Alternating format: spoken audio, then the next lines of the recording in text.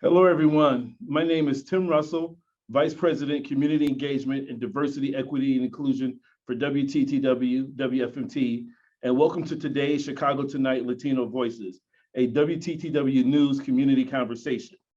WTTW is committed to producing and presenting trusted, best-in-class content fueled by distinctly Chicago sensibility.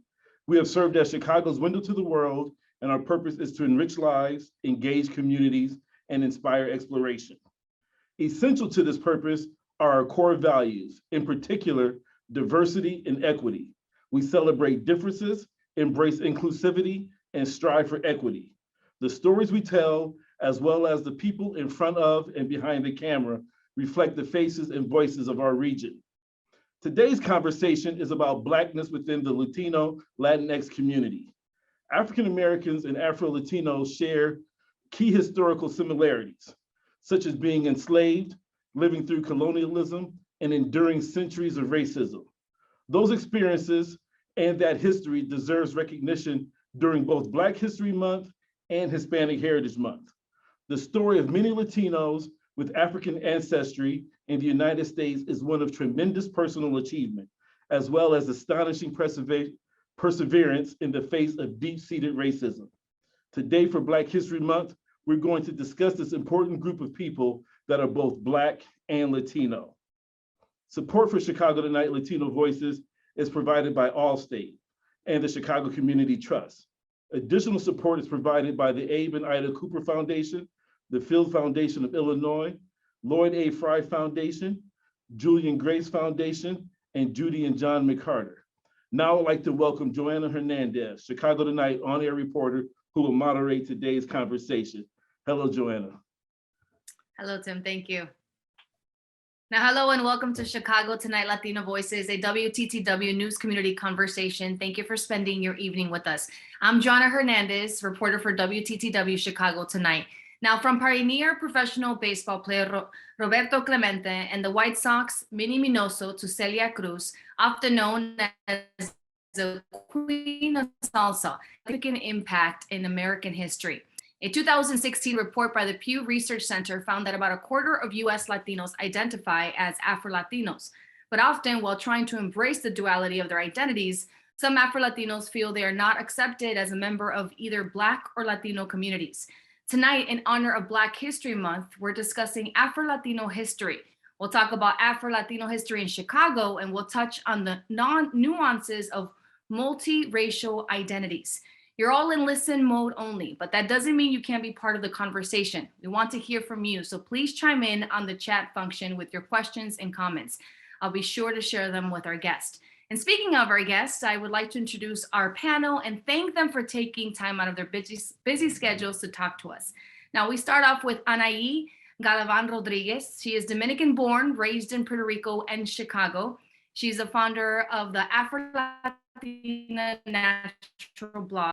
Now we have also Yovanny Cabarcas, treasurer at the Afro-Latino Historical Society in Chicago. He is Colombian. And lastly, we have Sarah Taylor, founder and executive director of Yo Soy Ella. She is Panamanian. Thank you all for joining us tonight. Now, I want to start off first.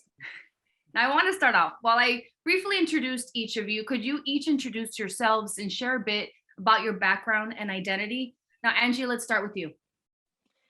Yes, thank you. Thank you, Joanna. As she said, I am Anyiné Galván-Rodríguez, or Angie. I am Dominicana. I am Dominican. I was raised in Puerto Rico till I was 9, and then I came to Chicago. So I'm a little bit from Dominican Republic, Puerto Rico, and Chicago. They're all in my heart. They're all home to me. I am an Afro-Latina. And I am excited to be here and start this conversation with fellow Afro-Latinos that are from Chicago. That's awesome. How about you, Sarah? Hello, everyone. I'm so thankful to be here this evening. My name is Sarah Taylor. I am born and raised in Chicago, but my background is Panamanian American. I am first generation American out of my family. I am just soy bien orgullosa, right? So proud to be Panamanian and represent the dualities of who I am, existing as an Afro-Latina. And I represent another organization, Yo Soy Ella, which we do wonderful work in the community in Southside and all places of Chicagoland area. So yeah. Can't wait to hear about that shortly. And Yovanny, how about you? Well, thank you, Joanna, for having me. Thanks to the panelists, and thank you for the people who are participating. I'm from Colombia. I've been here for 25 years, sharing with the Latinos, with the African Americans, and really exploring and living life. I love that. Now, Angie, I want to start with this question with you. You started using the term Afro-Latina after learning more about African dysphoria in the Americas. Could you talk a little bit more about what you've learned and what that discovery has meant to you? Yeah. I think that the Afro-Latino or Afro-Latinx now, it's more it's used often, but the Afro-Latino term, it feels like it's very recent, but it actually started in academia. It started in Brazil. A lot of activists wanted to be recognized in the census in Brazil, and so that idea and the research of that movement kind of brought Afro-Latino to academia. But when I explored more about it, it was more in my 30s, early 30s, about 10 years ago. And you didn't really hear about Afro-Latinos or Afro-Latinas, but that kind of came about exploring my identity and trying to navigate what it is to be a Chicagoan, being Black, being Latina, and exploring that intersectionality as a Black woman in this space. Which is very segregated. Chicago is a very segregated city. So I think navigating that kind of pushed me to really explore, okay, what is my identity? Especially as a mother. Once I became a mother, I realized that I had to be a little bit more intentional about who I was, diving into my ancestry beyond Dominican Republic and what who I was in the space that I'm in, so that I'm able to support my daughter through her journey as a Black Latina herself. So the Afro-Latina term was an opportunity for me to kind of explore that intersectionality. And now as I continue to explore, oftentimes I say, I'm a Black woman, right? And I'm Dominican, soy Latina, soy Dominicana, but before all, I am a Black woman. Mm-hmm. I want to go to you. As you mentioned, you're a treasurer at the Afro-Latino Historical Society. Can you share a bit more about the organization's work around advocacy and education? Yeah, well, Afro-Latino Historical Society was founded by Dr. Ana Victoria Castillo. Her goal is to identify and let the public know the achievements of Afro-Latinos in the Americas. Sometimes, as probably the panelists know, our work, our achievements is invisible. And we want the new generation to know that we, Afro-Latinos or Africans, just like other people, have achievements, have setbacks, but also have dreams and aspirations to achieve in this life. Well, that's very true. And Sarah, I want to touch on this with you. Afro-Latino history isn't always talked about. Why do you think that is so? Well, it's kind of mirroring what Angie was saying. This is a new term, even though it's been somewhere around in academia for some time, but it's a new term in our everyday language, our everyday society. And I think as people, as cultural groups, we tend to want to stay singular. We want to stay in what we know as one race, one culture, one ethnicity. And when we start intersecting different cultures or different identities, it gets too confusing. It gets like, wait, you're doing too much. You're confusing, or you're making things a lot more harder than what it already is. As a race, as an African race we already have a hard, difficult trajectory of who we become as a people and who we become today, and we're still trying to become. And then you're going to throw in the Latinidad, the Latino identity. You're already making it more and more complicated. So I think as individuals, as people, I think the term in itself and identity has its complexities, and it still does. And having to choose, we have to choose sometimes of where and when and what day we want to, in 1 month, we want to identify when it comes to our racial and ethnic backgrounds. So the complexities comes with the duality and the intersectionality of our identity. Angie, do you feel like we're in a period now where it's being, we've both spoken about now we're using more often the Afro-Latino, Afro-Latinx. Do you feel we're in a point where people are more open to hearing these stories and learning? Definitely. I think we are definitely in an era in which we're pushing the envelope as a community. And I say that, let's say in the context of United States, right? We are pushing the envelope as a community to really bring about these different stories, not only Afro-Latino stories, but different stories from marginalized groups in society. So for example, as simple as sometimes a job application.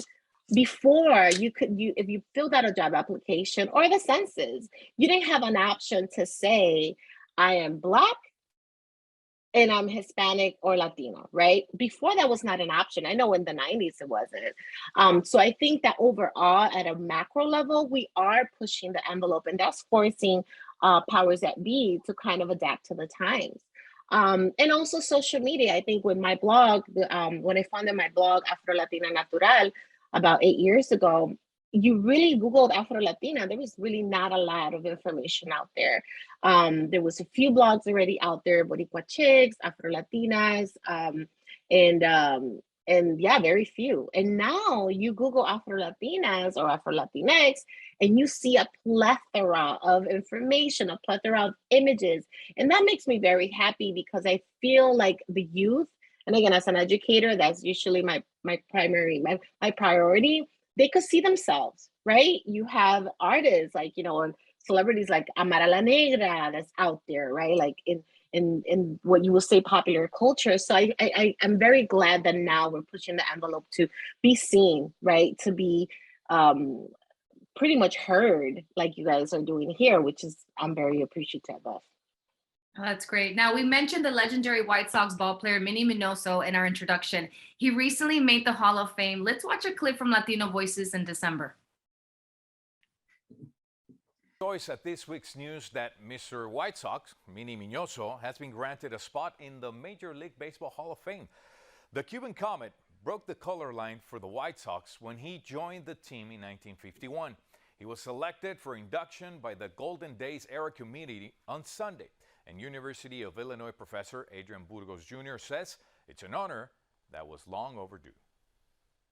The story of Minnie Minoso is important not just to Chicago baseball fans, but it's a national story. Here you have a player who was the first Black Latino in Major League Baseball, but also it's the story of bringing us from the era of segregation into integration. He was the bridge. And he was not just the first, he was an all-star. He excelled. And it's that story, the story of persevering in the face of the language barrier, the cultural adjustment, and becoming a Chicago fan favorite, but also throughout the Caribbean. Orlando Cepeda called him our Jackie Robinson, and his election in the Hall of Fame reflects that meaningful place that he holds among Latinos, but also in baseball history. Yovanny, I saw a big smile on your face when that clip started rolling. Now, I want to ask you, are there any Afro-Latino change makers or historical figures that you looked up to when you were growing up or now? Well, when I was in Colombia, because I was from Colombia, as you mentioned, when I was watching television, there used to be Edgar Perea. He was in the broadcaster, and I was proud of him, like, oh, look, this guy's doing it right, And when I moved to Chicago, I admire a lot of Roberto Clemente. I admire his success in the sport, but also his humanitarian aspect. I think that was great to know that story and know that the city honors his contribution to society. I love that. Now, a growing number of Americans are mixed race, but many feel isolated, sometimes ostracized from their communities. I imagine that each of you may have felt that at some point in your life and maybe still do today. Now, Angie, can we start with you? Has there ever been a moment where you felt that way? Definitely. I think the complexities that come with being Black and being Latina in a space where it's so segregated, or even in a country where everything's so black and white, there's no in between oftentimes. Being in Chicago, in my case, because there's not a lot of Caribbeans, now we have a little bit more Afro-Latinos in Chicago. But I know in the 90s when I came here early 90s, there was not a lot of Dominicans. And I always say the story. It's funny because I would come and people will ask like, oh, you speak Spanish? I'm like, they were always surprised that I spoke Spanish. Not that every Afro-Latino speaks Spanish, but in my case, I spoke Spanish.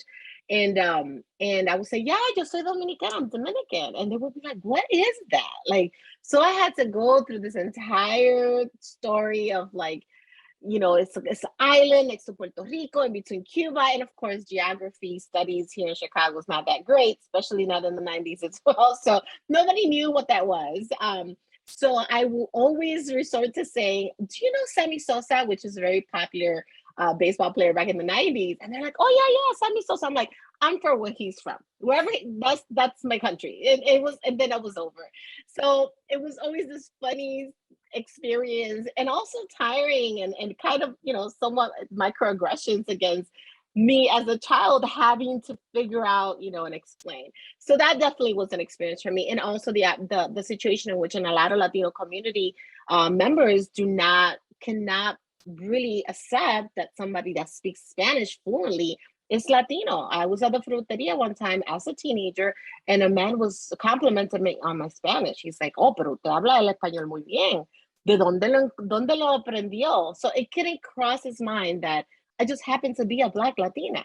He had to like dig more and think that I probably learned it, I don't know, in school. I was really offended by that. But that's just the experience of a Latino, of being a Black Latino, an Afro-Latino in Chicago, in the US, especially in the Midwest.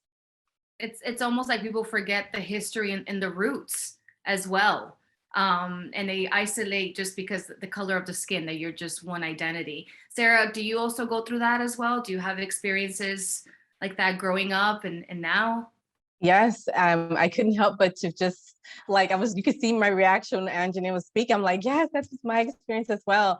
I mean, it seems like the frustration of being an Afro-Latina was just one aspect, but I feel like the Black community and the Latino community, they're frustrated too. They're frustrated because like you can't be Black and do both. You can't speak Spanish, or the Latino community, no puedes, you can't be, Latina and speak Spanish. It was like a pushback from both communities on how I was able to exist in two different cultural identities. So the frustration of them pushing back, I'm pushing my existence and staying firm in my identity with a constant exhaustion of announcing and pronouncing who I was growing up in Southside Chicago, where there's no such thing as Black Latinos down there during that time when I was born in the 80s. So there was no such thing. And then now as a Black Latina walking in through the different communities like Pilsen and La Villita, they're like, what is this Black woman doing here speaking Spanish? You look like a spectacle more so, and you always have to perform your identity. So it comes with like Angie was saying, the microaggressions, the constant performance, the constant pronouncing of who I am, and the walking historical book that you are. You have to be a geography book for people. This is where Latino come from. You have to put the points together, and like, this is ridiculous. So it becomes a constant exhaustion when I was growing up, and continues to be today as an adult. And Joanna, you were talking a little bit before we started this conversation, because you said you live in Pilsen and you've also experienced this feeling in your neighborhood. Can you talk to me about that? Was there ever a point where you just ignored it and just let it go? Or do you feel differently now where you feel like you want to correct people? I mean, that's a challenge. I live in Little Village, by the way, not Pilsen, Little Village. I'm sorry, Little Village. Right? Yes. I mean, I try to go to the community. I belong to a group called Mi Villita Neighbors, and we do a lot of stuff, right? I'm involved in the community, a different group, different volunteering actions that I always do. But I try to keep it to myself, I don't want to, when I can, I always welcome to talk to people and share, the experiences, because I do particularly find myself more connected with the Latina community. It's interesting when I go to Mass, I'm like, wow, it's amazing. I am like these people, but I don't look like them, When I hear the other panelists talking, I remember when I came, I was lost for like a year and a half. I said, oh, I'm not Black, but I'm not Latino. I said, who am I? And I remember I went to the Colombian restaurant and they were dancing and I started dancing. I'm like, oh, I got it. I am a Black Colombian. And understanding that happened, bring a lot of really peace and put myself into a perspective, because I was really lost. I couldn't identify, like I say, 100% with the African Americans. I say, I'm not like that. I also not, like typical Latino. But when I found that, I say, oh my God, I'm Black Colombian. And I'm proud to be that, and we are just humans, we just want to do the best we can with our humanity. Is it refreshing to see movies like Encanto, where the kids or people who are there, their skin color is also they're representing Afro, identities, Afro-Latino. You're an educator, so I can only imagine you've seen Encanto. So what was, your first reaction when you saw the characters? It's just very empowering. Again, thinking about youth and children and knowing that they could see this movie. And if there's a young Afro-Latino, Afro-Latina identifying child, they could say, oh, wait, I see myself. Sometimes we just want to see ourselves in other spaces and narratives, because oftentimes our narrative is not public, right? Our narrative is not shared. But when we see ourselves in a narrative, whether it's a movie, film, music, right? It feels good, right? It's a confirmation of like, I exist, I am here, I am part of this community. Because oftentimes Afro-Latinos do struggle with fostering community and spaces, right? Kind of like what Sarah was saying, and Yovanny, that it's sometimes it's a struggle. You're trying to figure out where do you fit.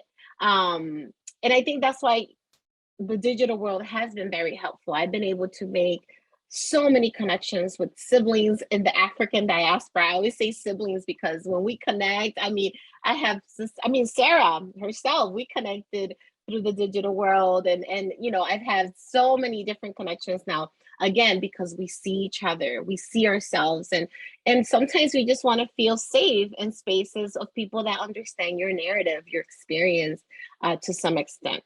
Do you feel like that makes you feel good? And definitely when you experience maybe some experiences outside in the street, knowing that there is a huge community out there who does understand you and really understands, what it's like to sometimes have to battle being Black and then being Latino and being so misunderstood. Yeah, it's very comforting. It's beautiful to have that. And again, the digital world has its pros and its cons. Everything has pros and cons. But I think for me, because I do have a blog, I'm a blogger, I think that has been a way for me not only to dive into my experience and researching a little bit more, but being able to connect with people. And as Yovanny said, we're humans, right? We want to be able to connect. And sometimes even if that's through the virtual world, but that connection really does bring joy to my heart, I will say for myself. I feel like the virtual world also allowed us to just see all different types of humans, all different types of races, and maybe got us to think about like, why am I acting this way? Now you can see people living in the Dominican Republic, in their villages, or in Mexico, all around the world. You can see people literally living their lives, which I think that's really awesome. Now, I want to remind viewers that you can ask questions in the chat function. Now I want to move to you, Sarah. Yo Soy Ella provides a variety of programs related, but it also creates community. How has your identity shaped your work at the organization, but also your work otherwise? While you share, we'll show some of the pictures that you've sent us. Okay, I'm gonna try not to get distracted looking at the pictures or emotional.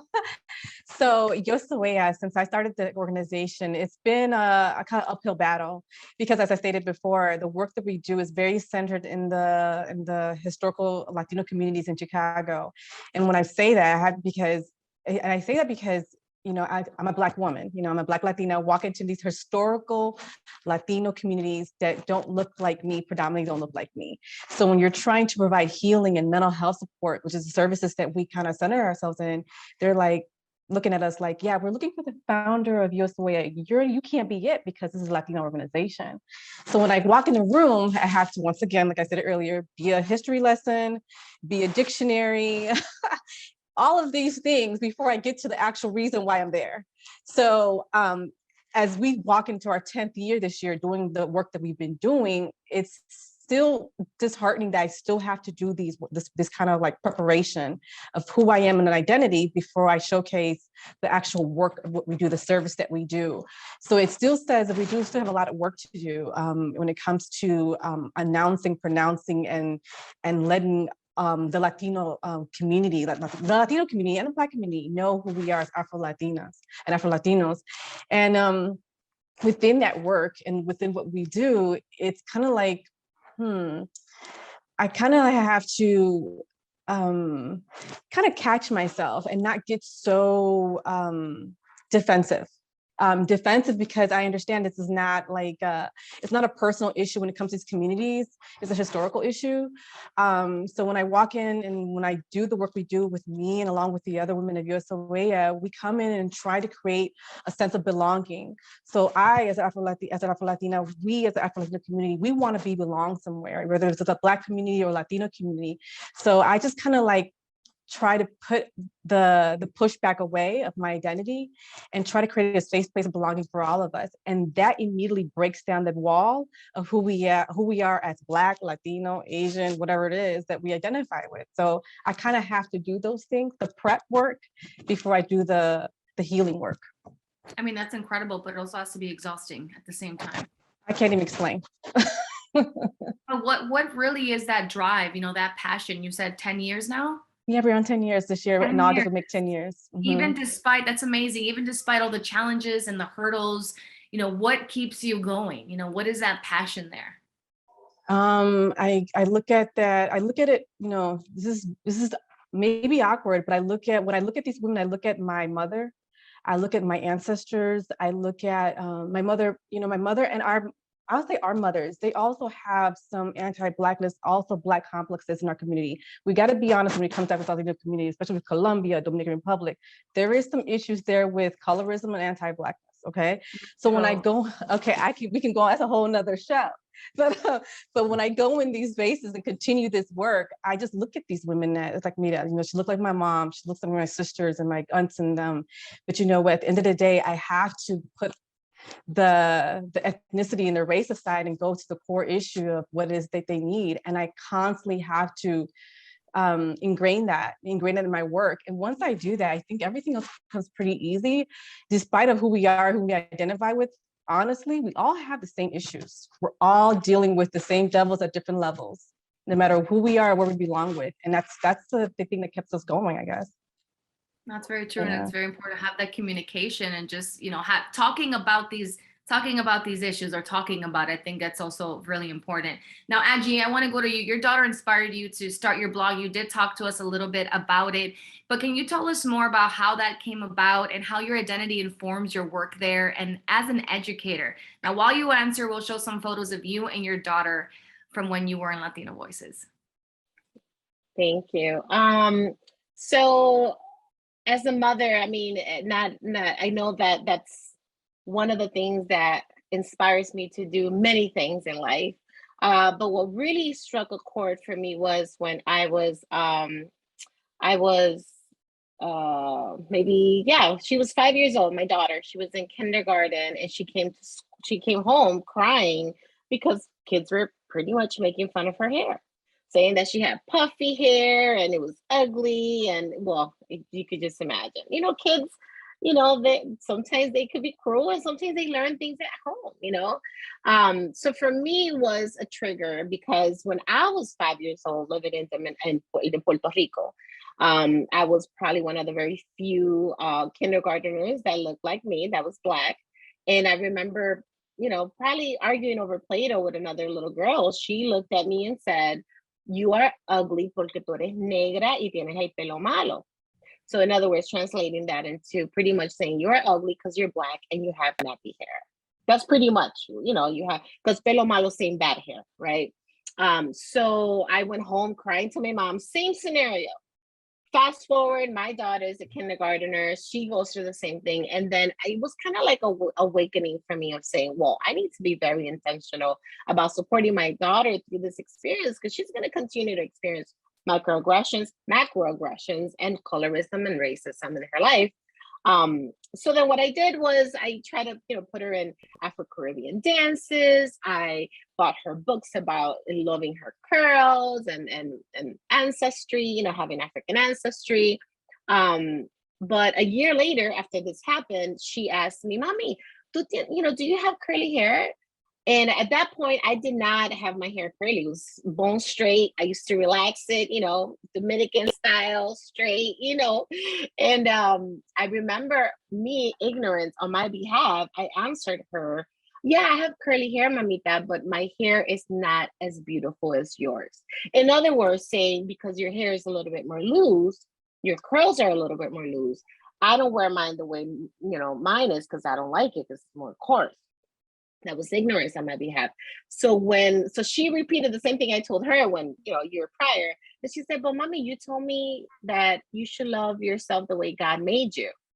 So she gave me the same lesson I told her when she came home crying. She gave it to me a year later when I said that ignorant comment. And it was like, whoa, okay, Angie, those books and the lessons of Afro-Caribbean dance, that's great and dandy, but you got to look within. You got to check yourself, and you really need to explore putting Blackness in the forefront of your identity so that you can figure that out and help your baby, because you have to be her role model in some way or the other so that she could stand and ground herself in the beauty of Blackness and her African ancestry. So that was my inspiration, and she inspires me for all kinds of other things, but that's definitely one of the inspirations. I created my blog. She inspired me. That's amazing. How old is she now? Ooh, my daughter's 16 now. 16. And how does she feel, about her identity as an Afro-Latina? What does she share with you? She's gone through a lot. When she was in elementary, she went to a predominantly white school in Chicago, but it was predominantly a Caucasian school. And there were some Latinos, but no Black, no Afro-Latinos. And there were some African-American students, but still she felt like she didn't belong anywhere. And then in high school, same thing. She was going to a high school that was predominantly Mexican, Latino, but Mexican. And she went through a lot of microaggressions because it pretty much came to the point in which as soon as she said that she was Latina, some of her peers felt very comfortable sharing anti-Black comments. And she was like, "My mom's a Black woman. Like, I'm not only am I Afro-Latina, but my mom's a Black woman." So she, it was very hard for her, to the point that we decided a different space in high school was better for her. And she loves it now. She has a diverse population of peers. She's able to connect with African-American students, Latino students, Caucasian students. So I'm really happy we made that move, but it was very hard for her, to the point that she was feeling like she did not want to be in that space anymore. Hence, we transferred her. And at first I was like, well, you're going to go through this many times in your life. But at that point, I'm like, no, I think what's best for my daughter is for her to be in a diverse space. Like myself, I went to Steinmetz High School. It was diverse. I was able to have Black friends, Latino friends, Caucasian friends, and I wanted her to have that experience. So yeah, she's still going through it, and she's part of BSU, the Black Student Union. She's able to have that connection now. So I'm really happy for her. Yeah. That's really good to hear. Now, Yovanny, how about you? How do you see your Afro-Latino background impacting your work? Afro-Latino, I'm glad you said the Latino part over there, right? You see, my experience of being Afro-Latino is that in Colombia, perhaps, I didn't experience segregation, So it was very normal for me to be in a mixed crowd, right? And interact with people. Have normal relationship with people, you see. And perhaps, my experience here is that a lot of people tend to look Blackness as synonymous with criminal behavior or destruction, right? So it's like, or at least my experience, I had to be watching that I don't become a threat to people and have them to act in a way that is going to be dangerous for me or those around me, So that wasn't my experience in Colombia. And here, I also was in a classroom. I was a teacher here for 12 years, So I was also, I had the opportunity to be explaining who I was and why I look the way that I do. and challenge people, right?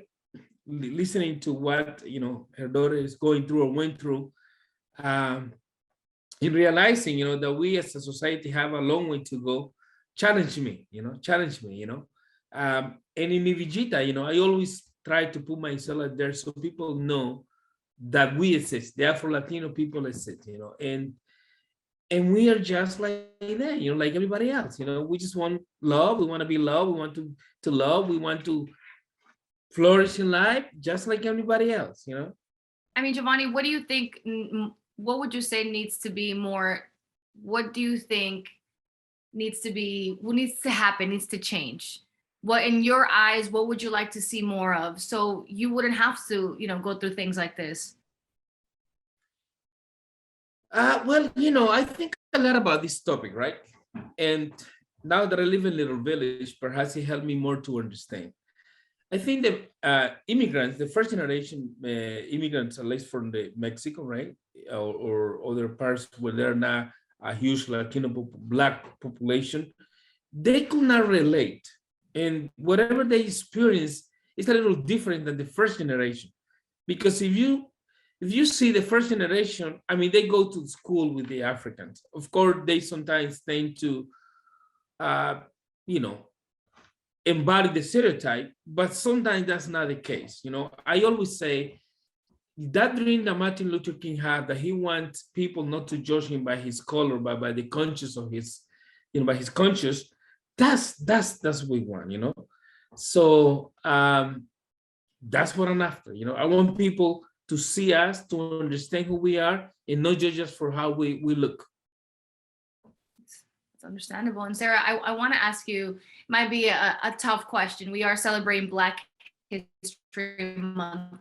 Do you feel really embraces the Afro-Latino culture? As we celebrate and we hear these stories throughout this entire month, do you feel like the Afro-Latino stories are part of Black History Month? Do you feel like people make an effort to show these stories? To be quite frank and quite honest, I feel like the Black community embraces the stories and the histories of the Black African and the Black achievements and accomplishments and the historical movements, right? And then the Latino community, we bring in the Afro-Latinos and celebrate them and uplift them and highlight their stories and their achievements and their accomplishments in the community or the greater society or the world, right?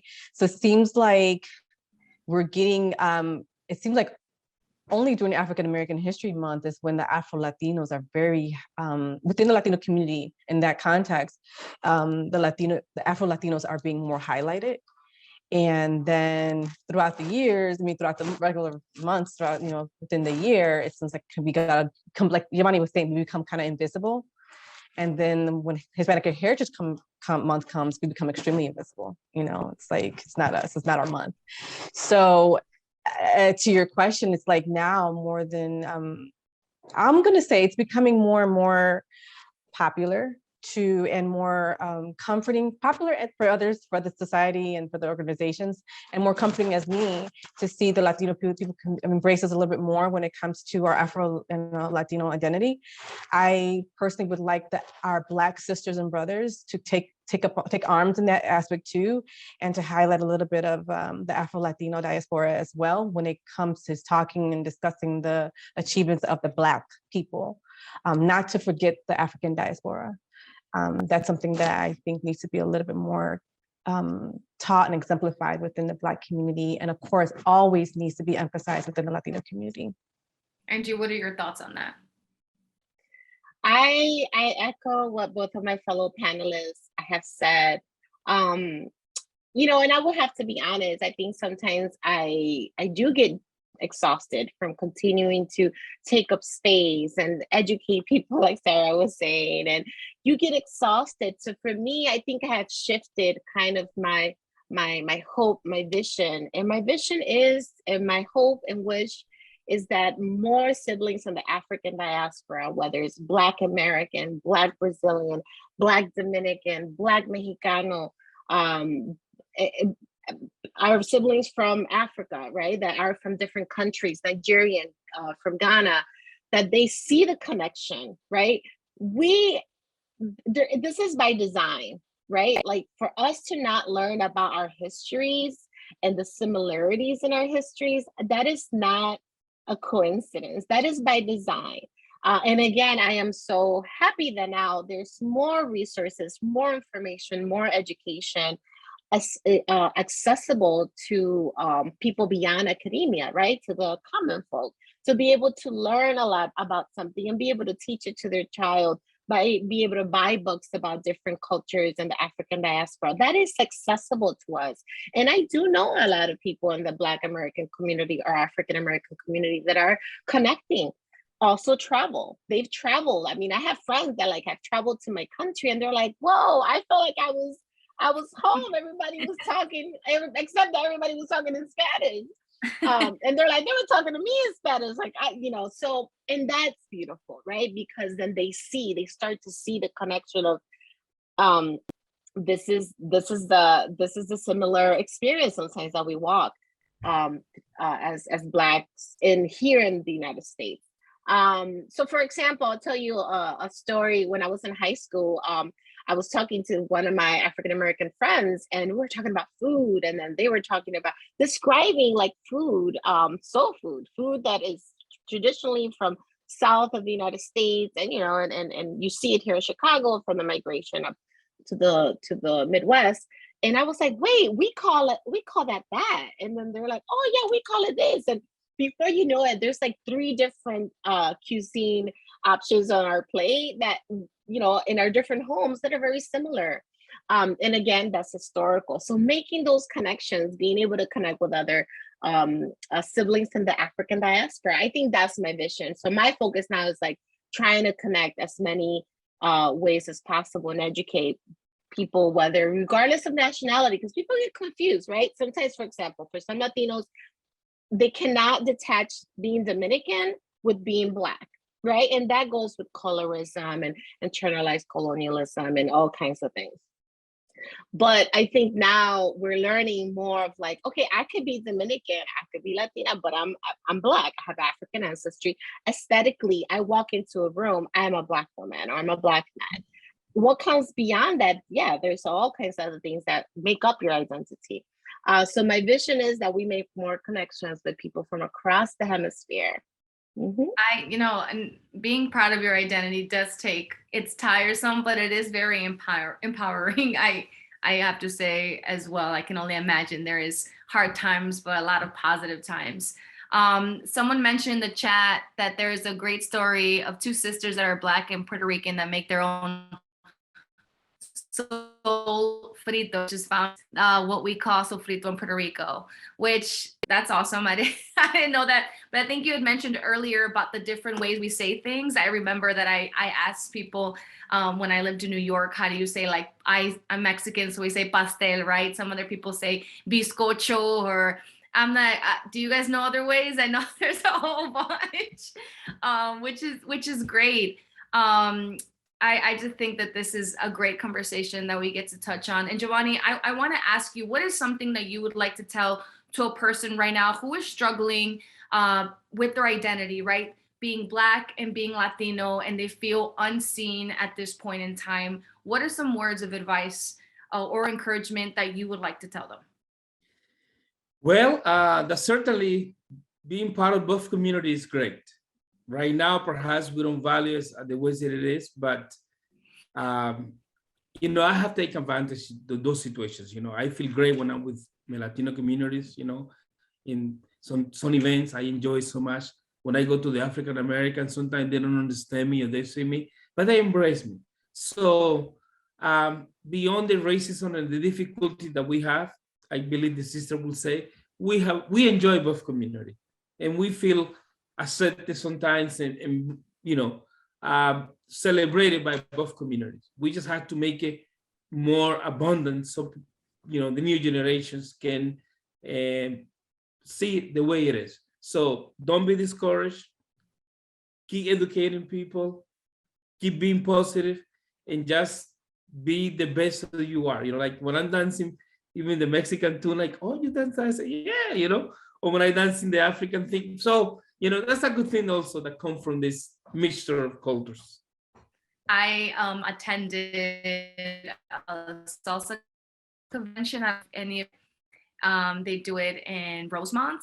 It's 3 days and it is amazing. And I loved how the founders really talk and touch on how their dancing came from African roots and their beats. And I thought that was really amazing. And just to see, there was like dozens of people from all over the world just coming together. And I think that's even more important to have events like this. And Sarah and Angie, I do want to ask you, you're both women, you're Black, you're Latinas, you know, what is something that you also would love to tell, you know, a young person? You know, Angie, you'd mentioned your daughter struggling with this. You know, Sarah, what is something that you would love to tell, even, you know, your younger self? Want me to go first, Anyiné? So something I wish I could tell my younger self is to, I always say, reach and connect with someone that looks like me, that sounds like me. I can research, look into books, go and read and whatnot, but I still won't find a sense of connection until I found a physical person that looks like me and I can identify with and connect with. And a lot of times, young people have a hard time finding that, no matter what community you're in. But like Angie stressed, that we are in a digital world.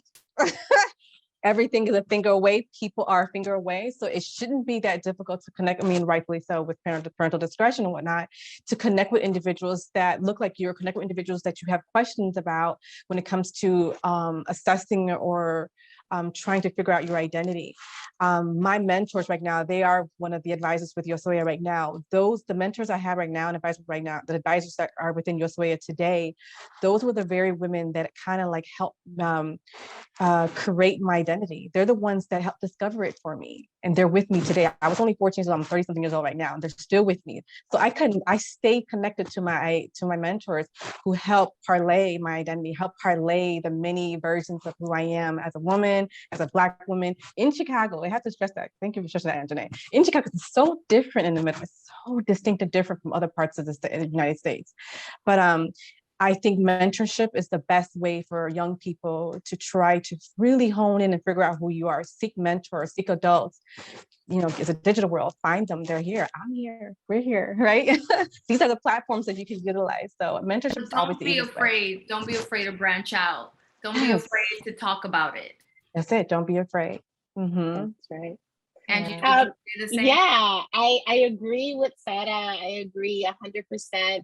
And in addition to that, just because I love self-expression, I would tell a young person, tell your story. Your story is important. I don't care if you self-express through poetry, through music, through writing, through film, whatever way, bring your story to life, self-express, because people need to hear our stories. They need to hear them. Why? Because they're important. They're highly important. Nobody else has the story but your story is your story. Nobody has ever heard it before, other than your family. So I will say to an Afro-Latino, Afro-Latinx identifying individual that's young, definitely what Sarah said, and tell your story, share it with people. And I say that because although, like we said, Sarah and I, that it is exhausting sometimes to tell your story, but find ways in which you could self-express that brings you joy. In my case, it's writing and educating, performing, because educating, being in front of, it's an audience, being in front of children, but writing is my self-expression. That's how I'm able to self-express and speaking. Sometimes it's through different ways, service, music. So I will say self-express, tell your story, it is important. Now, I like to end in a fun note. So I want to go around, and Yovanny, you can start by telling me one of your favorite dishes from your country or an artist that people should listen to. Well, I listen a lot of salsa. I listen Grupo Niche. I think it's classic salsa. And, you can give me some planting any way you want. You can do tostones or patacón or even bondongo from Dominican. I will be happy with my planting. That's awesome. How about you, Sarah? As you can see my excitement, he's a plátanos and the plantains. I'm like, Plátano frito con pescado. Ooh, yes. You can't, fresh fish. Make sure it's fresh fish. That's one of my favorite dishes. Every time I go to Panama, that's my go-to. I can eat that every day while I'm there. And one of my favorite artists, I mean, once again, it goes back to the classical people who set the tone, Celia Cruz. I'm so sorry. Celia Cruz, I know she's like, oh yeah, she's old. No, because in her music is where she talks to historical context. In her music, when she probably says soy negra, you know, and she expresses her identity and her struggle with it and how she came here. So it's like, it's nowhere like, I just can't look at them. I'm excited. Did you watch the series? I know it came out. Yes. Come on. I watched. Yes, it was so so good. The novela. Yes, it was so good. How about you, Angie? Well, I would say food. You know, I'm Dominican, so we love plátano. So I would say I love plátano. So we have this dish, which is actually comes from. It's very African. It's grounded in African ancestry. It's called mango, which I think you know, Joanna, because it's so good. I tried it for the first time. It's so good. Yeah, so it's plátano, green plantain. They mash it up, put a little onion, a little olive oil, and it sounds very basic, but it's so delicious. It's with the egg on top too, right? Or on the side? Sometimes people do eggs if they like eggs on the side, it depends. But usually they leave it alone and then you put whatever you want in it. Salami dominicano, y queso frito. All of that, and avocado on the side. Avocados are life. So that's my favorite Dominican meal from my culture. And as far as definitely, I will agree with those two, what Yovanny said and Sara, because Grupo Nietzsche, oh my goodness, such an amazing group. And then Celia Cruz, of course, La Reina, right? And I would suggest there's this artist in the Dominican Republic called Enerolisa Núñez. And the reason why I love her is because she is still keeping alive this music called Salve in Dominican Republic, which is very African centered. It has a lot of African ancestry, and the voice is a little bit, she speaks in Spanish, she sings in Spanish, but you connect it to some of the music in West Africa, and you're like, wow, they're talking different languages, but they sound the same, the tone. So it's a beautiful type of music. So whenever I want to feel powerful and empowered, yo pongo a Nerolisa, and I'm like, okay, let's do this. We got this. My ancestors are behind me. My foremothers are behind me. So I would suggest those. Thank you. That food and that awesome. Music. That is awesome. Well, thank you, all of you, for sharing your experiences and just really talking about what you go through and what you feel and sharing it in this platform. So thank you for joining me tonight. So I'm going to just end this really nicely. Thank you for participating in today's Chicago Tonight Latino Voices, a WTTW news community conversation. Be sure to tune into Chicago Tonight Latino Voices and Black Voices on Saturdays and Sundays, starting at 6 p.m. on channel 11. We shared, you can submit ideas, stories, topics, and issues to us that we need to be covering. Please take a moment to fill it out and share your thoughts. Again, please join Chicago Tonight Black Voices host Brandis Freeman for next month's community conversation, Monday, March 28th at 8 p.m. It's about the state of voting rights in the U.S. And again, thank you for joining us. Have a beautiful night.